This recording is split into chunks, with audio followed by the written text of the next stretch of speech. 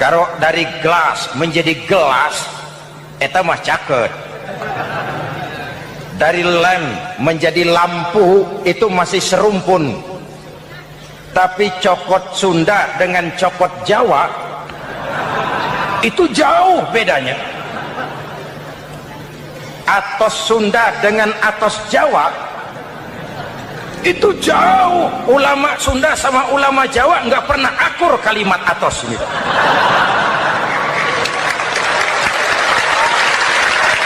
Anggap ini Ramadan terakhir yang diberikan Allah kepada kita. Kenapa? Memang tidak ada jaminan tahun depan ketemu Ramadan lagi. Tidak tahu kita Ramadan tahun depan nanti masih ketemu apa tidak. Sebagaimana kita tidak tahu kita masih hidup atau tidak. Hadirin yang saya hormati, misi kedua Al-Quran, persaudaraan, kebersamaan atas dasar keadilan dan kebenaran. Manusia bersuku-suku, ya. Manusia berbangsa-bangsa, memang itu diakui oleh Al-Quran. Min dzakari wa untha wa ja'alnakum syu'uban wa qabaila. Kami ciptakan kamu dari laki-laki dan perempuan. Kami jadikan kamu bersuku-suku dan berbangsa-bangsa. Apa tujuannya? Agar kamu saling mengenal satu dengan yang lain.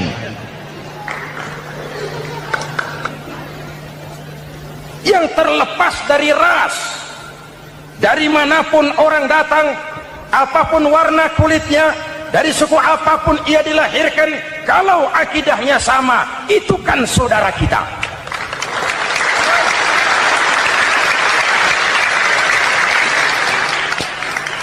Seperti di masjid, kita tidak peduli dari mana kita datang.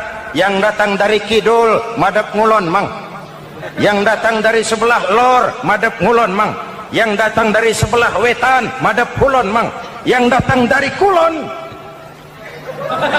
madep ngulon. Bukan soal dari mana kau datang, tapi satu arah menghadapmu. Kau mau Betawi, mau Sunda, mau Jawa, mau Padang, mau Aceh, mau Batak, mau Ambon, kita satu nusa, satu bangsa, satu bahasa. Marilah kita jadi lem perekat buat lingkungan kita di saat keutuhan kita sebagai bangsa sedang dalam ujian berat. Semangat kebersamaan atas dasar keadilan. Tidak ada mayoritas menekan minoritas. Umat Islam itu kalau besar, dia mampu melindungi yang kecil. Kalau kecil, dia bisa menjaga diri. Tiap sholat Jumat, khatib berpesan pada akhir khutbah kedua, innallaha ya'muru bil adli wal ihsan. Innallaha ya'muru bil adli wal ihsan. Allah memerintahkan kamu menegakkan keadilan dengan argumen, bukan dengan sentimen. Mengajak, bukan mengejek. Merangkul, tidak untuk tujuan memukul. Kalau sebagai bangsa kita utuh, kompak dan bersatu, saya yakin kita akan bisa mengatasi kesulitan-kesulitan sekarang ini.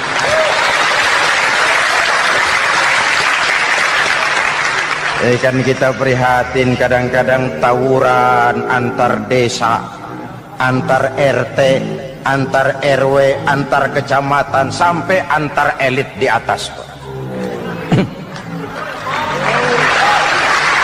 Makanya saya ulang lagi pesan ini, kalau elit di atas tawuran, jadilah penonton yang baik. Saudara-saudara kaum muslimin yang saya cintai, kita prihatin, kita seakan tercabut dari akar budaya kita sebagai bangsa. Kenapa kita yang berfalsafahkan Pancasila, kenapa kita yang berketuhanan yang Maha Esa tiba-tiba jadi beringas dan brutal? Ada maling ayam ketangkap, disiram bensin, dibakar hidup-hidup. Kok kita bisa begitu? Street justice, pengadilan jalanan mulai tegak. Iyalah kita tidak puas dengan kerja aparat kita, tapi jangan main hakim sendiri. Ini negara, bukan hutan.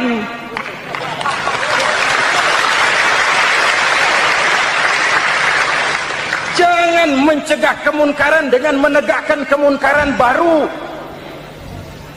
Oleh hal-hal yang sepele yang mestinya kita bisa mencari jalan keluar dengan baik. Ayo luruskan shaf, rapatkan barisan, satukan langkah, tautkan hati. Kita satu umat yang satu, diikat oleh Al-Quran. Hanya dengan kebersamaan kita akan mampu menata hari esok yang lebih baik atas dasar keadilan dan kebenaran. Dulu teh Muhammad Toha teriak takbir ngadepi Belanda. Bung Tomo teriak takbir ngadepi Belanda.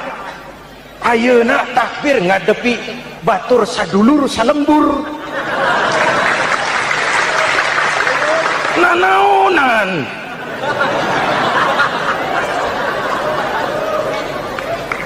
Bung Tomo teriak takbir, Muhammad Toha teriak takbir, yang dihadapi jelas penjajah Belanda.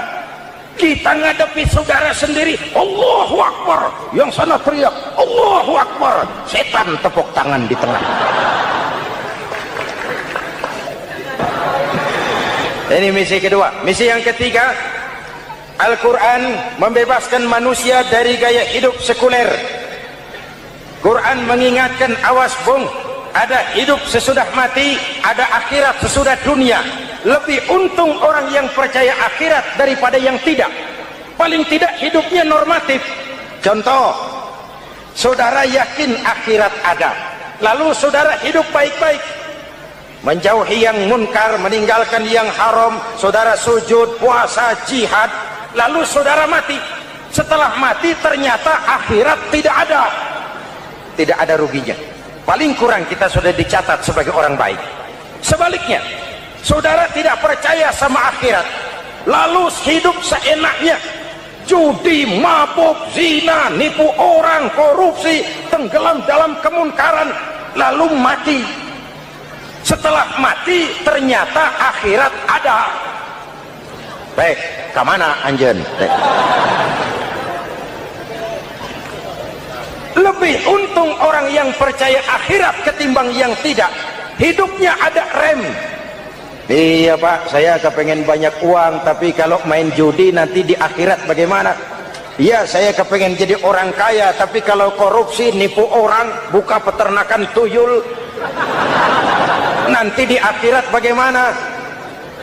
Gaya hidup yang berkeseimbangan. Ada hidup sesudah mati dan ada akhirat sesudah dunia. Yang keempat, Quran membebaskan manusia dari belenggu kebodohan. Quran ayat yang pertama turun sudah berkata, Iqra, baca, kamu jangan jadi bodoh. Kebodohan menimbulkan kemiskinan, kemiskinan mendekatkan kepada kekufuran. Yang kelima, ini kado buat ibu-ibu, Quran mengangkat harkat, derajat dan martabat kaum wanita. Sebelum Quran turun, sebelum Islam datang, nasib wanita sangat menyedihkan. Dilahirkan hanya untuk melahirkan. Kalaupun berperan, peranannya tidak lebih segitiga. Dapur, sumur, kasur. Kasur, sumur, dapur. Dapur, sumur, kasur. Wanita dilecehkan, sekadar alat pemuas nafsu. Datang Islam, Rasul terenyuh. An-nisa imadul bilad. Wanita adalah tiangnya negara. Jikalau baik wanita, baik negara. Jikalau rusak wanita, hancur negara. Karena wanita, negara jaya. Betul? Karena wanita, negara hancur. Betul? Maka wanita adalah bidadari yang kadang-kadang setan. Kadang-kadang.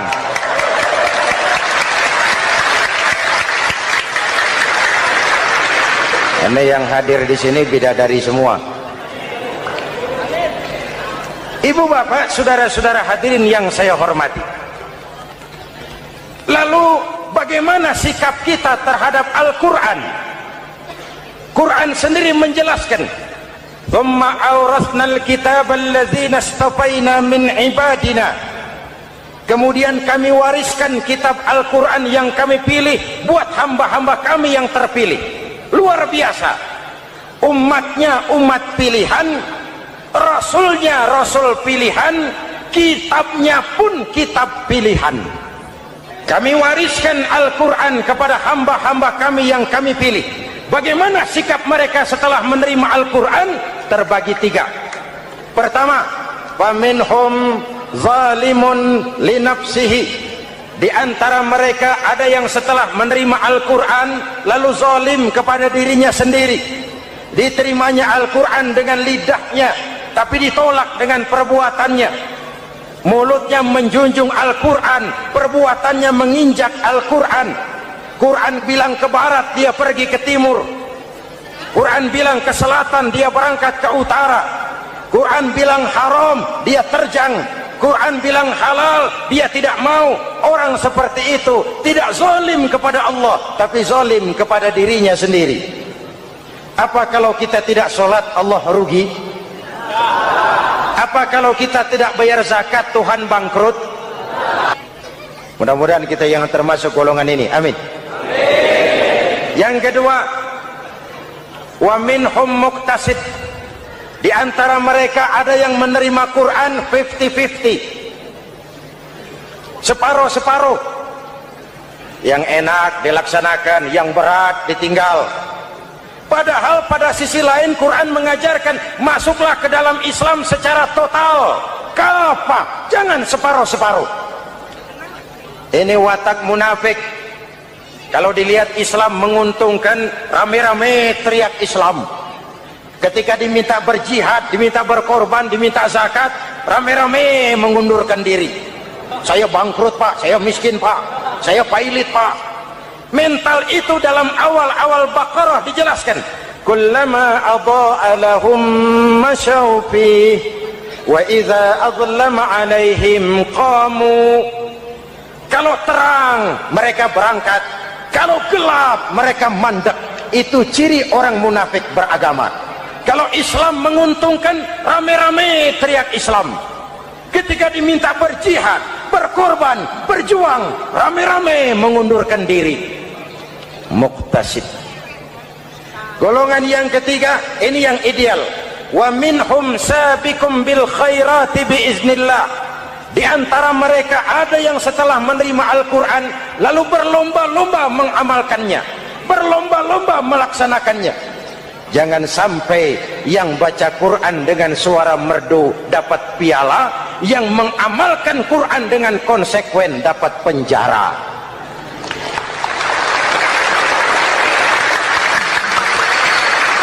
Itu ironi, itu menyedihkan, itu memilukan, dan itu memalukan.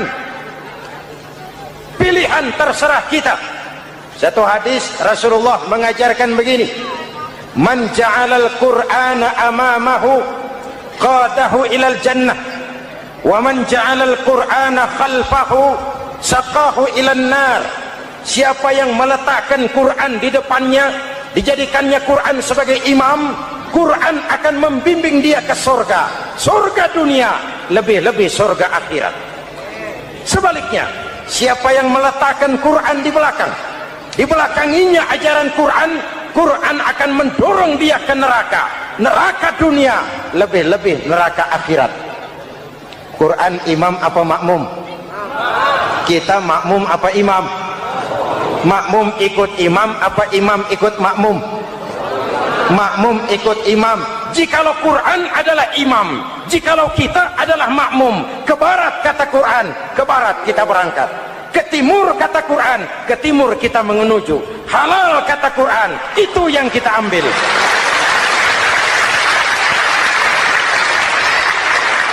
Mari kita jadikan Ramadan sebagai bulan di mana sedikit demi sedikit kita berupaya kembali menjadi generasi yang Qurani. Rasulullah pernah ditanya, kalau Tuhan wafat ya Rasul, kemana kami minta nasihat? Aku tinggalkan kamu dua nasihat. Satu yang diam saja, satu yang bisa bicara. Yang bisa bicara apa ya Rasul? Al-Quran. Minta nasihat Quran. Yang diam saja apa ya Rasul? Maut. Dalam hidup ada dua nasihat. Nasihat yang bisa bicara, Al-Quran. Nasihat yang diam saja, maut. Mau dagang, minta nasihat Quran. Mau bertetangga, minta nasihat Quran. Itu nasihat. Nasihat yang kedua, diam saja, tahu-tahu datang maut. setiap penganut agama mempunyai kitab-kitab yang suci atau dianggap sebagai suci. Semua agama. Orang Nasrani punya kitab Injil, orang Yahudi punya kitab Taurat, orang Hindu punya kitab Weda, orang Buddha punya kitab Tripitaka, pengikut Konghucu punya kitab Tao Te Ching, orang Majusi pengikut Zoroaster punya kitab Zen Avesta, orang kebatinan punya kitab Serat Centani, Hidayat Jati atau Darmo Gandul.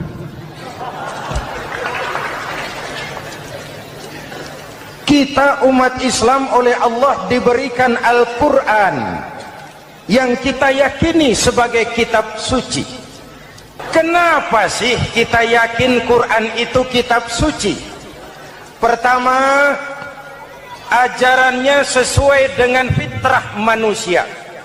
Suatu kitab dinamakan suci kalau konsep ajarannya sesuai dengan fitrah.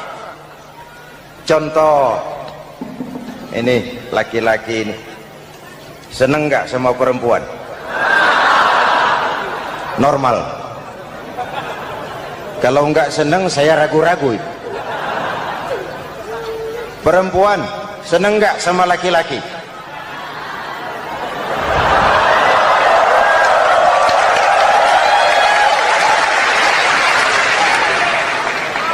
Ini fitrah.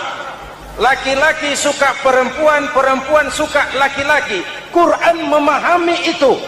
Hai laki-laki, kau senang dengan perempuan. Hai perempuan, kau suka dengan laki-laki. Oke, lewat sini, lewat pintu yang disebut nikah. Kalau kitab suci melarang nikah, itu bertentangan dengan fitrah manusia. Maka dalam Quran, mulai dari umat sampai ulama dan segala profesi dianjurkan nikah. Kalau kiai tidak boleh nikah, saya pilih mengundurkan diri, Pak.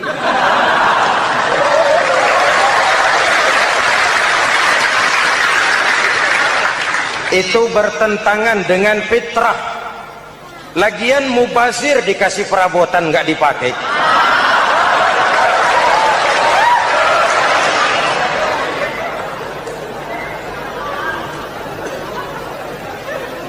Fitrah. Contoh lagi, manusia perlu makan. Kalau ada kitab suci menyuruh puasa terus dari pagi sampai sore sampai malam sampai pagi lagi, eta teh kitab gelo.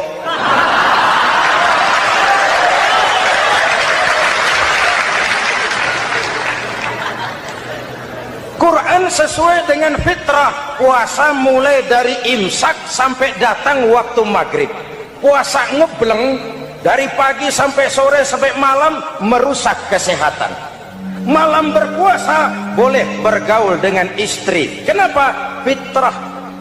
Kalau siang tidak boleh, malam tidak boleh, sebulan penuh panas kepala.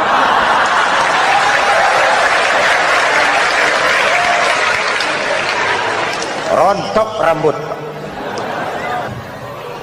Hadirin yang saya hormati, itu yang pertama. Yang kedua, kita yakini Quran sebagai kitab suci karena isinya tidak saling bertentangan, konsekuen, konsisten. Kalau ada satu kitab, di satu ayat mengajarkan Tuhan Esa, di lain ayat mengajarkan tiga, liar ya teman. Bagaimana kitab suci isinya paradoks? Bagaimana kitab suci isinya saling bertentangan? Di ayat manapun sekali Quran berkata Allah itu Esa, selamanya Esa. Isinya tidak saling bertentangan. Lalu yang ketiga, kita yakini Quran kitab suci karena dia bersih dari intervensi manusiawi. Sejak turunnya Al-Quran menantang, jikalau kamu ragu terhadap Quran yang kami turunkan kepada hamba kami Muhammad, kamu anggap itu cuma bikinan Muhammad. Kalau Muhammad bisa, kamu tentu bisa. Baik, bikin satu surah semacam Al-Quran. 14 abad yang lalu tantangan ini turun, dan sampai malam ini belum terjawabkan. Pak, barangkali tidak ada yang mau coba. Banyak. Antara lain Musailamah Al-Kazzab, dia mencoba membuat menandingi Al-Quran. Dia buat satu surah namanya surah Al-Fil. Bunyinya begini, bikinan Musailamah. Al-Fil, wa mal-fil, wa ma adraka mal-fil, lahu khurtumun tawil, wa lahu zail. Sudah berbentuk syair. Isinya apa? Al-Fil, gajah. Wa mal-fil, apakah gajah itu? Wa ma adraka mal-fil, tahukah kamu apa itu gajah? Lahu khurtumun tawil, dia punya belalai panjang. Walahu zail, dan dia punya ekor. Nggak usah turun ayat begituan, orang tahu.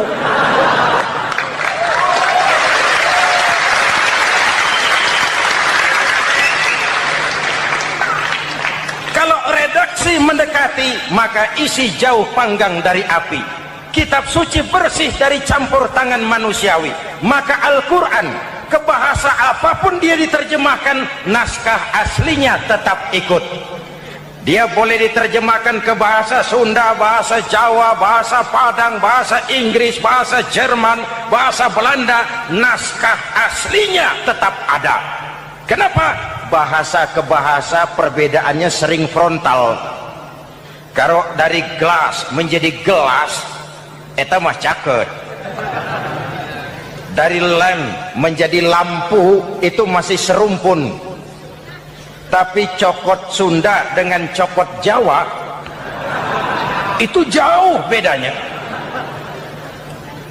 Atos Sunda dengan atos Jawa, itu jauh. Ulama Sunda sama ulama Jawa nggak pernah akur kalimat atos ini.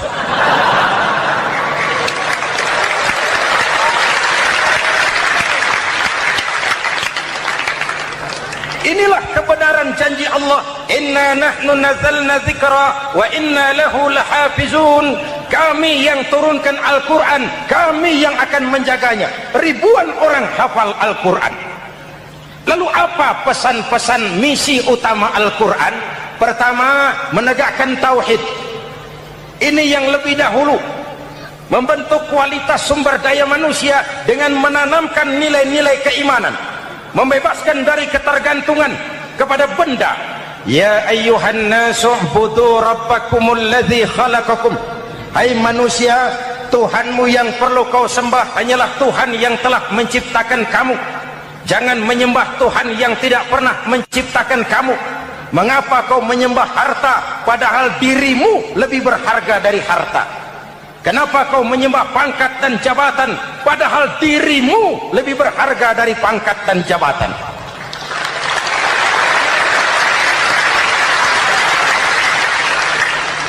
Diajak rasio berpikir, Tuhanmu yang perlu kau sembah hanyalah Tuhan yang menciptakan kamu. Dan Tuhan yang menciptakan kamu itu Tuhan yang lam yalid wa lam yulad, yang laisa kamislihi syai'un. Dan itulah Allah subhanahu wa ta'ala. Ayo orang teh, ayeuna teh boleh pakai teh. Ayeuna teh, kita teh, kalau kepada syirik jali, syirik yang terang-terangan, insya Allah tidak. Nyata-nyata menyembah berhala, tidak. Nyata-nyata menyembah pohon, tidak.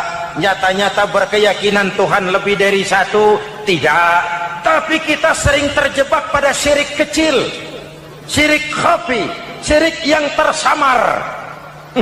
Saya sejak pakai cincin ini, jangankan anak gadis, nenek-nenek ngelihat saya. cincin. Jangankan anak gadis, nenek-nenek lihat saya lemes. Cincin. Ini saya sejak ada perkutut rumah ini dagang lancar perkutut. Ini Ramadan bulan penempaan nilai-nilai keimanan. Misi utama Quran menegakkan tauhid, memerangi kemusyrikan, membebaskan manusia dari ketergantungan kepada benda. Dari situ kualitas sumber daya manusia dimulai. Saya sering mengungkapkan selama ini sistem pendidikan kita cuma mengisi otak, bukan membentuk watak.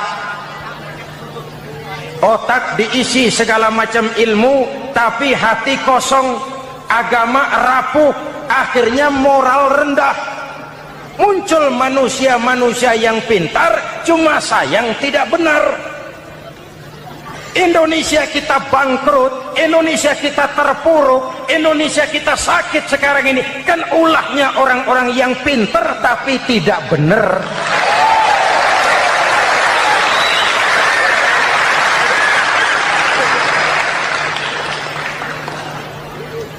Dan kalau saya bicara kayak begini, ini bukan pidato politik, ini nurani.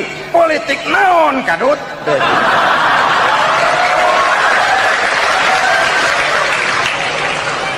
Ini nurani, ini tanggung jawab sebagai anak bangsa.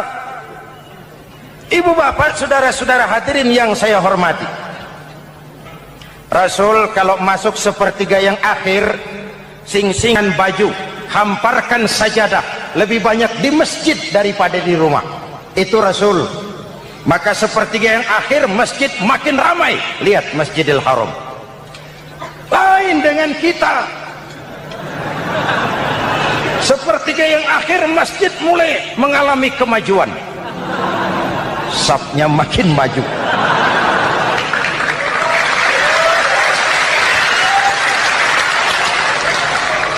Pasar ramai, terminal beludak. Padahal sepertiga yang akhir itu puncak, padahal di situ nilai tambah. Dan anggap ini Ramadan terakhir yang diberikan Allah kepada kita. Kenapa? Memang tidak ada jaminan tahun depan ketemu Ramadan lagi.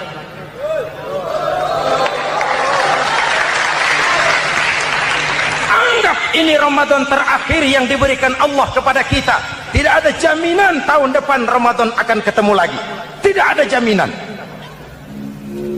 Manfaatkan pelukan pemutihan. Semua kita melakukan introspeksi. Tidak tahu kita Ramadan tahun depan nanti masih ketemu apa tidak. Sebagaimana kita tidak tahu kita masih hidup atau tidak. Hadirin yang saya hormati, misi kedua Al-Quran, persaudaraan, kebersamaan atas dasar keadilan dan kebenaran. Manusia bersuku-suku, ya. Manusia berbangsa-bangsa, memang itu diakui oleh Al-Quran. Min dzakari wa untha waja'alnakum syu'uban wa qabaila. Kami ciptakan kamu dari laki-laki dan perempuan. Kami jadikan kamu bersuku-suku dan berbangsa-bangsa. Apa tujuannya? Agar kamu saling mengenal satu dengan yang lain.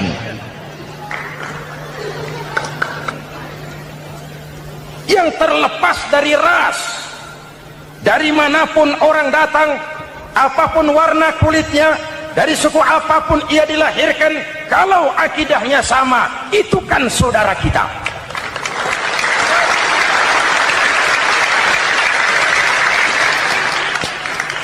Seperti di masjid, kita tidak peduli dari mana kita datang. Yang datang dari kidul, madhab ngulon mang. Yang datang dari sebelah lor, madhab ngulon mang. Yang datang dari sebelah wetan, madhab kulon mang. Yang datang dari kulon, madhab ngulon. Bukan soal dari mana kau datang, tapi satu arah menghadapmu. Kau mau Betawi, mau Sunda, mau Jawa, mau Padang, mau Aceh, mau Batak, mau Ambon, kita satu nusa, satu bangsa, satu bahasa. Marilah kita jadi lem perekat buat lingkungan kita di saat keutuhan kita sebagai bangsa sedang dalam ujian berat. semangat kebersamaan atas dasar keadilan. Tidak ada mayoritas menekan minoritas. Umat Islam itu kalau besar dia mampu melindungi yang kecil, kalau kecil dia bisa menjaga diri. Tiap solat Jumat khatib berpesan pada akhir khutbah kedua, innallaha ya'muru bil adli wal ihsan, innallaha ya'muru bil adli wal ihsan. Allah memerintahkan kamu menegakkan keadilan dengan argumen, bukan dengan sentimen, mengajak bukan mengejek, merangkul tidak untuk tujuan memukul. Kalau sebagai bangsa kita utuh, kompak dan bersatu, saya yakin kita akan bisa mengatasi kesulitan-kesulitan sekarang ini.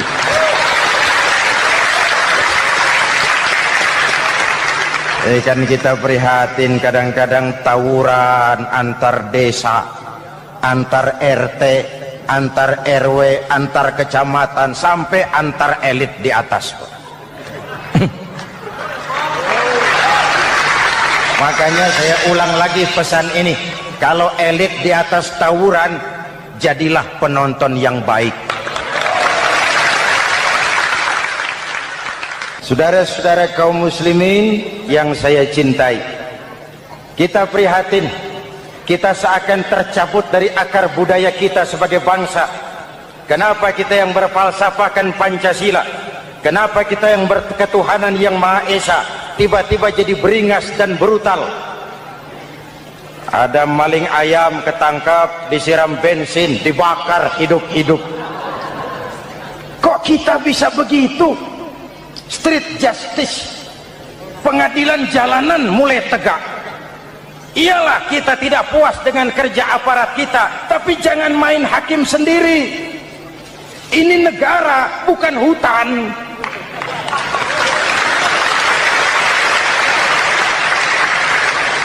Jangan mencegah kemunkaran dengan menegakkan kemunkaran baru.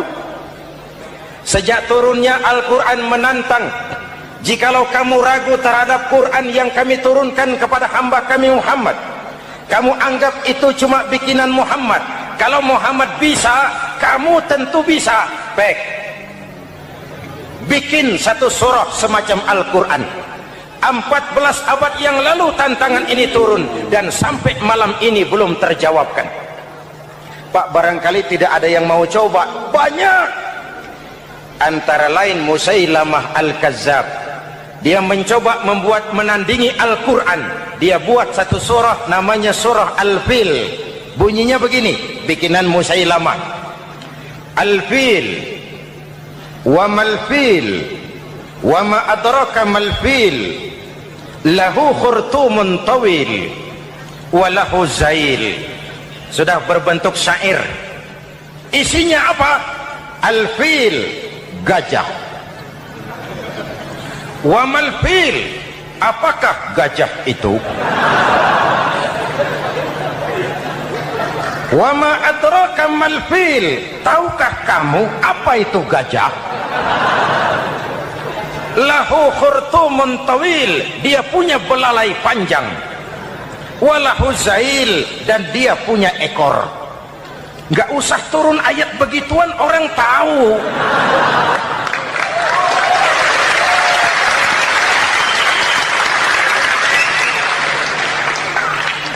Kalau redaksi mendekati, maka isi jauh panggang dari api. Kitab suci bersih dari campur tangan manusiawi. Maka Al-Quran, ke bahasa apapun dia diterjemahkan, naskah aslinya tetap ikut. Dia boleh diterjemahkan ke bahasa Sunda, bahasa Jawa, bahasa Padang, bahasa Inggris, bahasa Jerman, bahasa Belanda, naskah aslinya tetap ada. Kenapa? Bahasa ke bahasa perbedaannya sering frontal. Kalau dari gelas menjadi gelas, eta mah caket.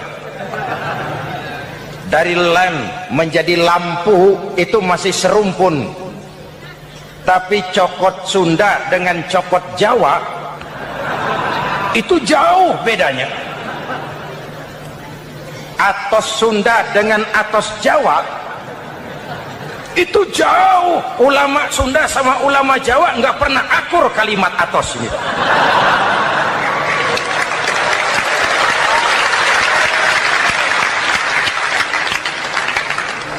Inilah kebenaran janji Allah, inna nahnu nazzalna dzikra wa inna lahu lahafizun.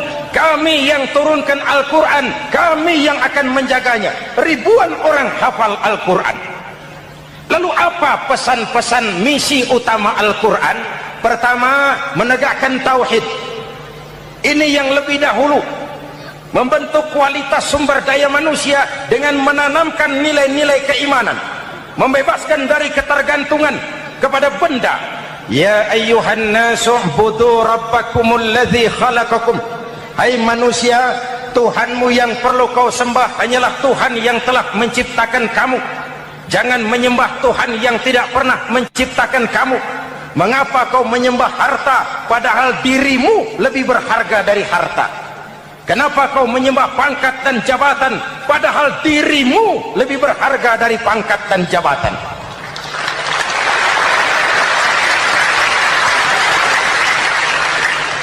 Diajak rasio berpikir, Tuhanmu yang perlu kau sembah hanyalah Tuhan yang menciptakan kamu. Dan Tuhan yang menciptakan kamu itu Tuhan yang lam yalid walam yulad, yang laisa kamislihi syai'un, dan itulah Allah subhanahu wa ta'ala. Ayo orang teh, ayeuna teh boleh pakai teh, ayeuna teh kita teh kalau kepada syirik jali, syirik yang terang-terangan, insya Allah tidak. Nyata-nyata menyembah berhala, tidak. Nyata-nyata menyembah pohon, tidak. Nyata-nyata berkeyakinan Tuhan lebih dari satu, tidak. Tapi kita sering terjebak pada syirik kecil, syirik khafi, syirik yang tersamar. Saya sejak pakai cincin ini, jangankan anak gadis, nenek-nenek ngelihat saya cincin. Jangankan anak gadis, nenek-nenek lihat saya lemes cincin. Ini saya sejak ada perkutut rumah ini dagang lancar perkutut. Oleh hal-hal yang sepele yang mestinya kita bisa mencari jalan keluar dengan baik. Ayo luruskan saf, rapatkan barisan, satukan langkah, tautan hati. Kita satu umat yang satu, diikat oleh Al-Quran. Hanya dengan kebersamaan kita akan mampu menata hari esok yang lebih baik atas dasar keadilan dan kebenaran. Dulu teh Muhammad Toha teriak takbir ngadepi Belanda. Bung Tomo teriak takbir ngadepi Belanda. Ayeuna takbir ngadepi batur sadulur salembur.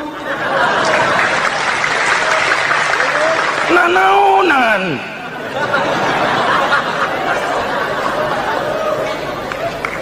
Bung Tomo teriak takbir, Muhammad Toha teriak takbir, yang dihadapi jelas penjajah Belanda.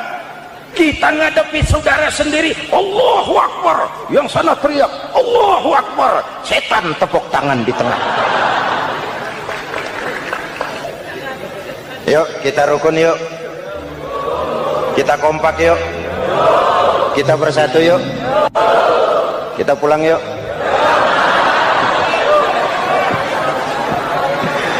Ini misi kedua. Misi yang ketiga, Al-Quran membebaskan manusia dari gaya hidup sekuler.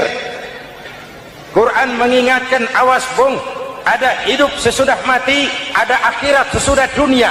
Lebih untung orang yang percaya akhirat daripada yang tidak. Paling tidak hidupnya normatif. Contoh, saudara yakin akhirat ada, lalu saudara hidup baik-baik, menjauhi yang munkar, meninggalkan yang haram, saudara sujud, puasa, jihad, lalu saudara mati. Setelah mati ternyata akhirat tidak ada ruginya. Paling kurang kita sudah dicatat sebagai orang baik. Sebaliknya, saudara tidak percaya sama akhirat, lalu hidup seenaknya, judi, mabuk, zina, nipu orang, korupsi, tenggelam dalam kemunkaran, lalu mati. Setelah mati ternyata akhirat ada. Baik, kemana anjen? Lebih untung orang yang percaya akhirat ketimbang yang tidak. Hidupnya ada rem.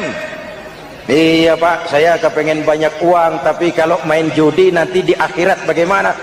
Iya, saya kepengen jadi orang kaya, tapi kalau korupsi, nipu orang, buka peternakan tuyul, nanti di akhirat bagaimana? Gaya hidup yang berkeseimbangan. Ada hidup sesudah mati dan ada akhirat sesudah dunia. Yang keempat, Quran membebaskan manusia dari belenggu kebodohan. Quran ayat yang pertama turun sudah berkata, Iqra, baca, kamu jangan jadi bodoh. Kebodohan menimbulkan kemiskinan, kemiskinan mendekatkan kepada kekufuran. Yang kelima, ini kado buat ibu-ibu. Quran mengangkat harkat, derajat dan martabat kaum wanita. Sebelum Quran turun, sebelum Islam datang, nasib wanita sangat menyedihkan. Dilahirkan hanya untuk melahirkan. Kalaupun berperan, peranannya tidak lebih segitiga. Dapur, sumur, kasur. Kasur, sumur, dapur. Dapur, sumur, kasur. Wanita dilecehkan, sekadar alat pemuas nafsu. Datang Islam, Rasul terenyuh. An-nisa imadul bilad. Wanita adalah tiangnya negara. Jikalau baik wanita, baik negara. Jikalau rusak wanita, hancur negara. Karena wanita, negara jaya. Betul? Karena wanita, negara hancur. Betul? Maka wanita adalah bidadari yang kadang-kadang setan. Kadang-kadang.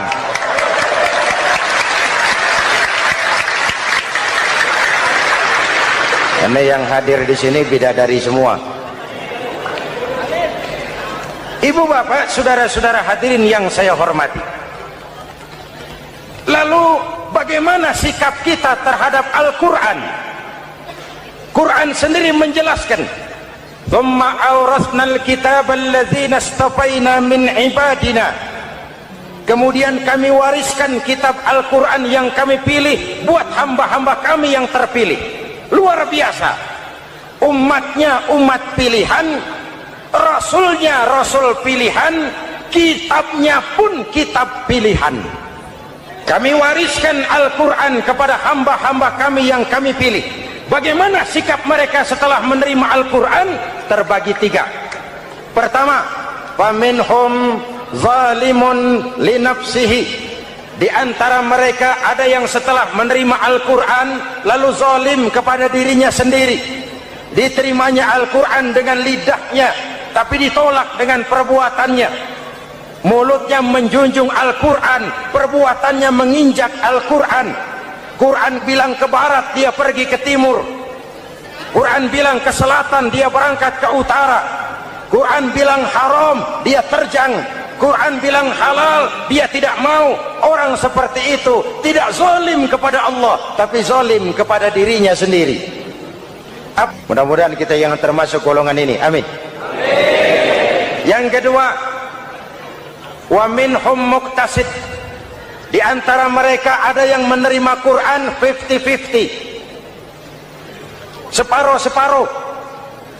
Yang enak dilaksanakan, yang berat ditinggal. Padahal pada sisi lain Quran mengajarkan masuklah ke dalam Islam secara total. Kafah, jangan separuh-separuh. Ini watak munafik. Kalau dilihat Islam menguntungkan, rame-rame teriak Islam. Ketika diminta berjihad, diminta berkorban, diminta zakat, rame-rame mengundurkan diri. Saya bangkrut Pak, saya miskin Pak, saya pailit Pak. Mental itu dalam awal-awal Baqarah dijelaskan. Kullama adha'a lahum masyaw fi wa idza adlama alaihim qamu. Kalau terang mereka berangkat, kalau gelap mereka mandek. Itu ciri orang munafik beragama. Kalau Islam menguntungkan, rame-rame teriak Islam. Ketika diminta berjihad, berkorban, berjuang, rame-rame mengundurkan diri. Muqtasid. Golongan yang ketiga, ini yang ideal. Wa minhum sabiqum bil khairati biiznillah. Di antara mereka ada yang setelah menerima Al-Quran lalu berlomba-lomba mengamalkannya, berlomba-lomba melaksanakannya. Jangan sampai yang baca Quran dengan suara merdu dapat piala, yang mengamalkan Quran dengan konsekuen dapat penjara.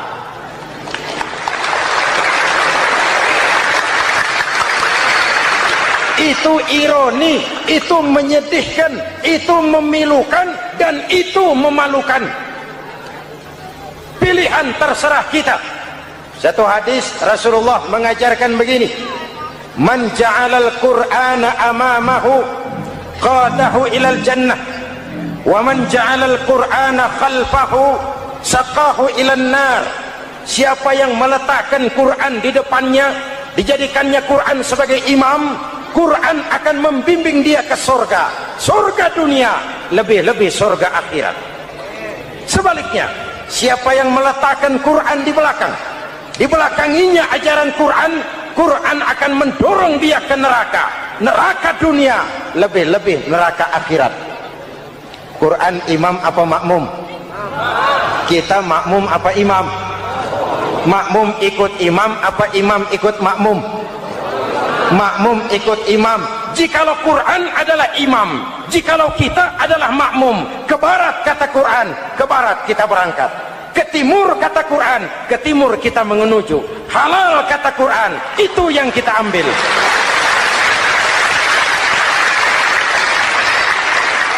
Mari kita jadikan Ramadan sebagai bulan di mana sedikit demi sedikit kita berupaya kembali menjadi generasi yang Qurani. Rasulullah pernah ditanya, kalau Tuhan wafat ya Rasul, kemana kami minta nasihat? Aku tinggalkan kamu dua nasihat, satu yang diam saja, satu yang bisa bicara. Yang bisa bicara apa ya Rasul? Al-Quran. Minta nasihat Quran. Yang diam saja apa ya Rasul? Maut. Dalam hidup ada dua nasihat, nasihat yang bisa bicara Al-Quran, nasihat yang diam saja maut. Mau dagang, minta nasihat Quran. Mau bertetangga, minta nasihat Quran. Itu nasihat. Nasihat yang kedua, diam saja, tahu-tahu datang maut. Makanya anggap ini Ramadan terakhir yang diberikan Allah kepada kita, karena tahun depan tidak ada jaminan kita bertemu Ramadan. Manfaatkan 10 yang akhir untuk meningkatkan nilai ibadah kita kepada Allah Subhanahu wa ta'ala.